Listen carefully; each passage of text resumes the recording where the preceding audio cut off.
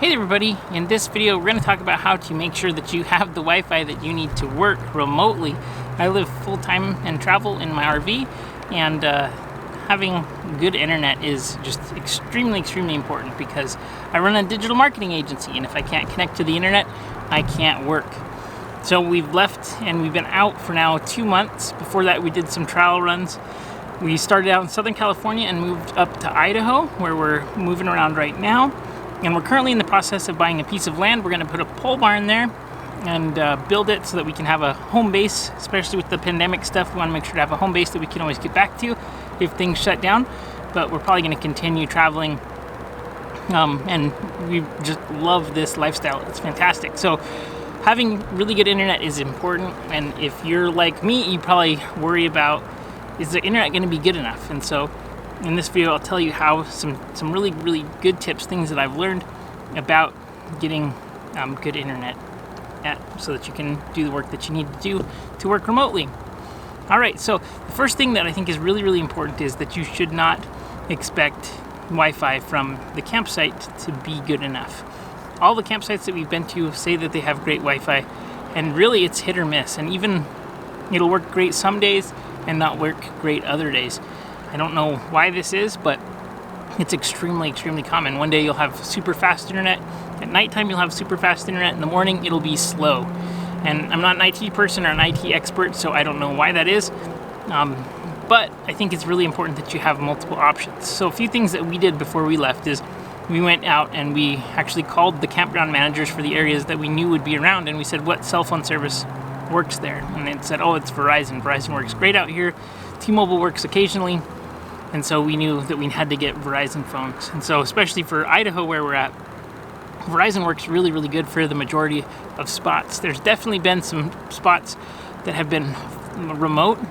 For example, we went to a place called Riggins, which is down a long valley, and somehow we had 2 bars of LTE service, and I used a extender to get good service so that I could then have meetings and things. But just depending on the campsite, Wi-Fi is not what you need to do. So make sure that you have a couple of options. If it's something like when we moved from Southern California, it was extremely expensive for internet service providers, and so getting an extra phone line wasn't actually adding any expense to like our utility is what we consider it. So it's a business expense and it's a write-off because it is used for the business. And so make sure that you actually have enough Wi-Fi bandwidth, and then also that you have multiple service providers, because you'll find that in some areas some providers work well and others don't. I know that AT&T Nighthawks are really popular. In Idaho where we're at, AT&T is not a good option. So we ended up having to go. I honestly don't really care for Verizon that much as far as customer service goes, but the service coverage has been great. The plans that they have, it's called an unlimited plan, but they don't actually give you unlimited amount of bandwidth. So you have, with my phone for example, I have unlimited amount. It's actually not tethered at all, and there's no throttling to it. So once you get past a certain threshold, they slow it down by throttling it. But my phone tethered to my laptop gets 30 gigs of usage per month, and then we have a hotspot as well that gets 15 gigs, and that's a 4G LTE. They also have 5G that you can get, but there doesn't seem to be any 5G towers around because we're never connected to 5G. I would be pretty excited because I hear it's really fast, and it is completely unlimited with 5G tethering. So it's going to all depend on the plan that you choose, the area that you're in, and just really what's going on. And so I think that making sure ahead of time that you get a good response from the campsite manager on what works there is always a good thing, and people are really friendly. If you call them and just talk to them, they'll tell you what works. A lot of times when the camp manager, you ask them, does the Wi-Fi work well, they will say yes every single time, even though it is slow at times for sure. So that's just a few things to note.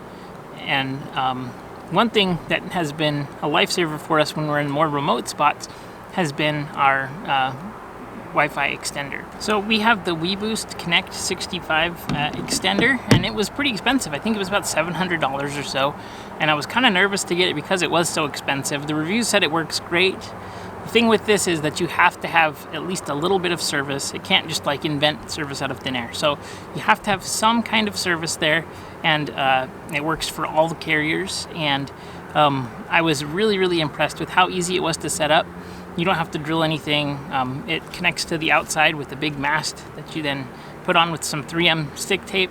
They did include screws to screw it into the exterior of the RV, but I didn't want to do that just because I didn't want to create a weather problem and have like mold or water coming in, because water is a serious problem for the RV. So I chose just to stick it with 3M tape on there and then ran it inside through the slide. I actually ran it right on this side of the RV next to our living room slide. And then what you do is you put the coax cable through the slide, and then it goes into your RV that way. So it's not super difficult to do. We pull it out when we need, when we're in spots that don't have as good of service, and it really does make a big difference. And it's surprising how big of a difference it does make. So having that was huge, and it kind of was a thing that I was just really worried about it. So I ended up deciding to just buy it because it was like a little peace of mind in buying it. But I think it is definitely worth it. And we're finding that we're traveling a lot less frequently from spot to spot because we like to stay in a spot for a little bit longer. And especially with having the piece of land that we're buying, we're going to be, go away, fly. And so we're finding that, especially because we are traveling a lot less right now, just because we like to get into a spot, explore a little bit, and then move on, especially with buying the piece of land that we're going to be buying, building the pole barn on it, and having RV hookups on our own land so we can have a home base. We're not using it as much as we were, but when we were first out traveling and moving every 5 to 7 days, it was a necessity. And you just don't really know for sure if the RV park is going to have good Wi-Fi or not. So that's one thing. There's another tool. It's called RV Trip Wizard.